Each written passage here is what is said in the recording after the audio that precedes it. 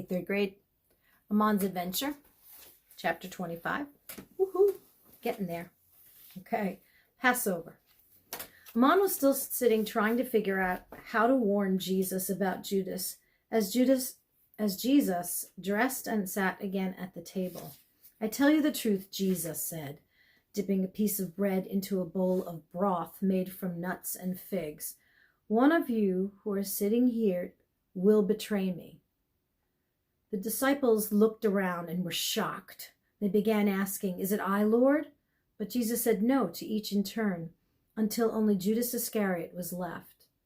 Judas looked around the table nervously. "Surely it is not I."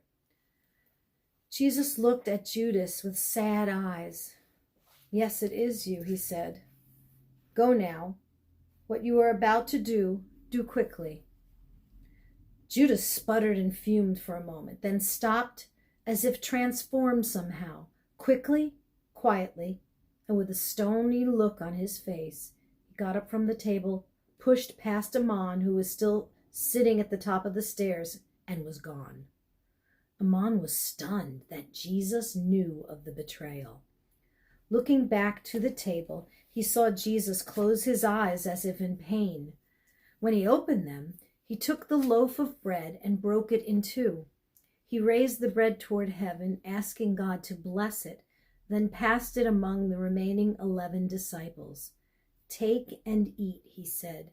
"This is my body given for you. Do this in remembrance of me."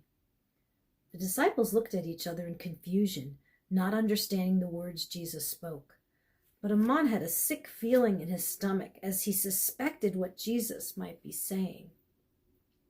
Next, Jesus took the third of the 4 cups of the ceremonial wine, the cup of redemption, held it high and blessed it. This too he passed to his disciples, saying, "Drink from it, all of you. This is my blood of the covenant, which is poured out for many for the forgiveness of sins."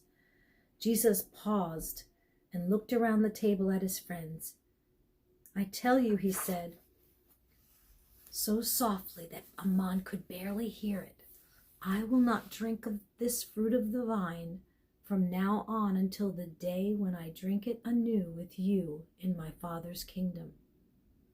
Once again, the disciples looked confused, but now Amon was sure. The words had entered his ears and sat in his heart like a mule refusing to move. The words were clear, and their meaning was simple. Jesus was going to die. Amon was so deep in thought about these things that he hardly noticed when Jesus started singing. In the monotone of tradition, Jesus sang, "Give thanks to the Lord, for he is good. His love endures forever," the disciples responded. "Give thanks to the God of gods," Jesus sang. "His love endures forever." Finally, Amon realized what was going on. It was the singing of the hymns, the end of the traditional Passover meal. "Give thanks to the Lord of Lords." This time, Amon joined in. "His love endures forever." Jesus heard the higher voice join those of the other men.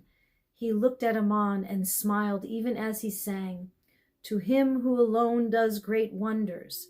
His love endures forever." Amon stood to his feet now, swept up in emotion and in the moment, especially since he knew now what lay in Jesus' future. Each cycle of the hymn grew louder and louder, and Jesus sang his way through the Hallel from the Torah. He was not just singing the hymn, but praising and worshiping Almighty God. And then on the last line, Jesus paused for a moment. In a soft voice, full of reverence, he sang, "Give thanks to the God of heaven." And in equally soft and reverent tones, the disciples and Amon sang, "His love endures forever." If there had been any doubts in Amon's mind that Jesus was the Messiah, they were now erased. No man who did the things Jesus had done and spoke the things Jesus spoke and worshiped God with such passion could possibly be a false Messiah.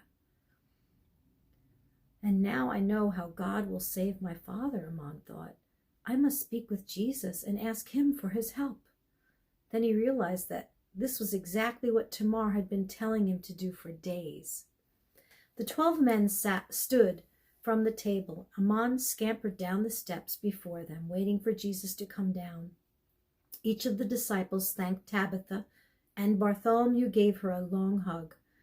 He said something to her which Amon could not hear, and he saw his mother nod her head, barely holding back tears. Amon, thank you for allowing us into your home, Bartholomew said. We are going now across the Kidron to Gethsemane, to the garden there. Jesus wants to pray. Amon nodded, disappointed that the night was not over. He thought that perhaps he could speak to Jesus before he left, but when he saw the look on the Messiah's face, he knew not to bother him. Perhaps in the morning, he thought. But no, that would leave little time to save Amon's father. I better follow them tonight, he decided, and then I'll speak to Jesus when he's done praying. Mother, I must follow Jesus, Amon said to Tabitha. I know, she said. Amon scrunched up his face in confusion, but then continued, We're going to Gethsemane, to the garden there. Would you send Tamar and Benjamin over when they get back? Tabitha smiled. Of course, she said. I would feel better if they were with you. With that, Amon ran from the house, caught up with the disciples, followed them at a discreet distance. The party of disciples made their way through the city. All the streets were deserted now, as the people celebrated Passover behind closed doors.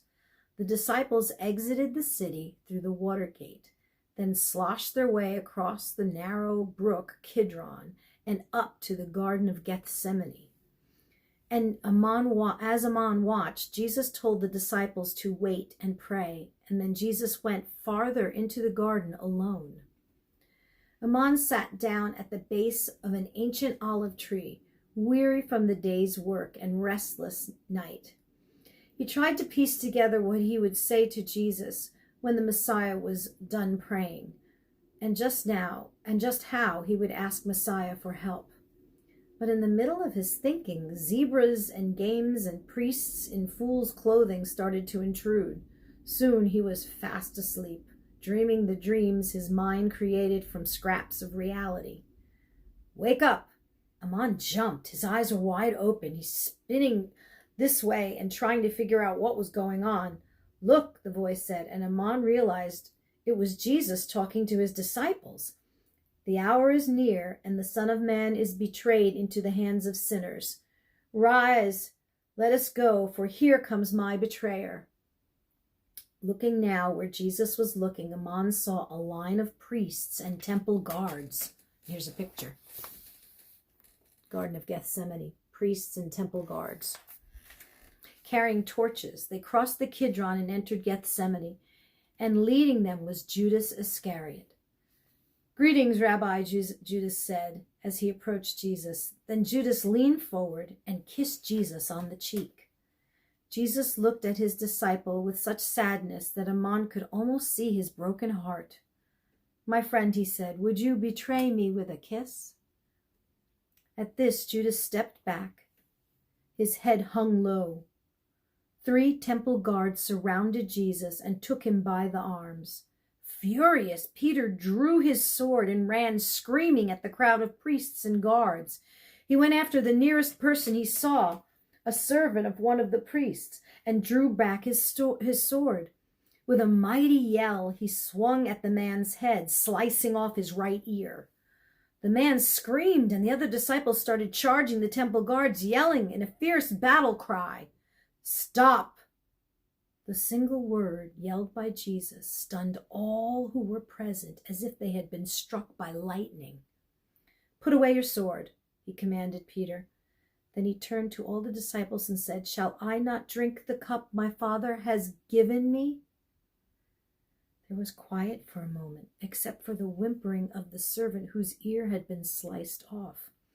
As Amon watched from behind an olive tree, Jesus went over, picked up the severed ear, and held it up to the man's head. A moment later, the ear was completely healed. At that moment, Amon realized his chance for saving his father was being taken to prison. A cry went up from those in the garden, a cry of fear from the guards, a cry of approval from the disciples. Finally, the commander of the soldiers placed Jesus under arrest, bound his wrists together. The guards tried to surround the disciples, but the disciples were afraid and started running in every direction. Chaos erupted, and some of the guards chased disciples, and others led Jesus away.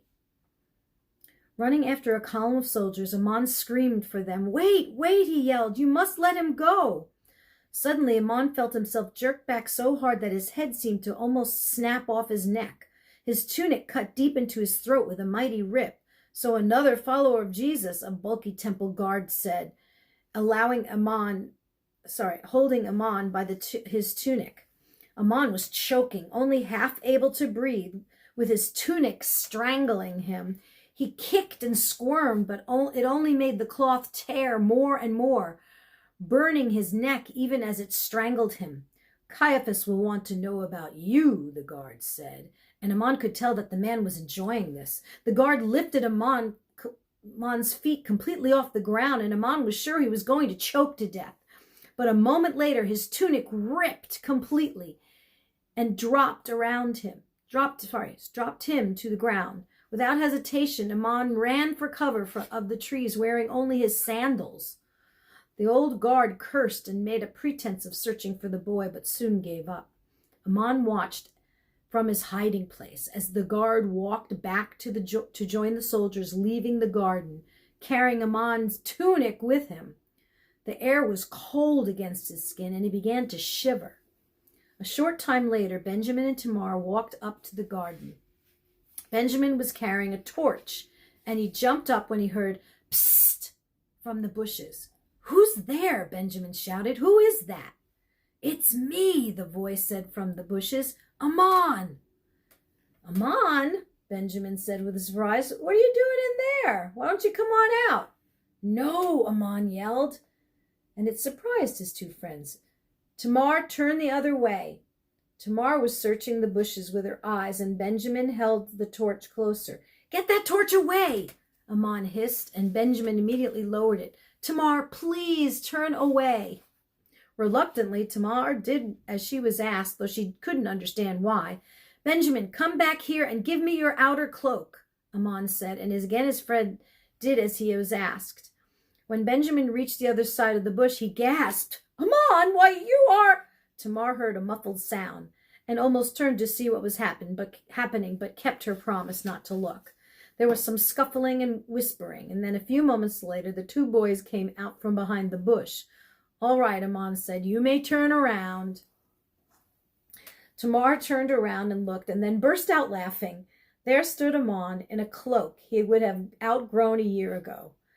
It only reached to his knees, and the arms were halfway up between his elbows and his wrists, and the middle was tied so tight around him that it threatened to pop open at any minute.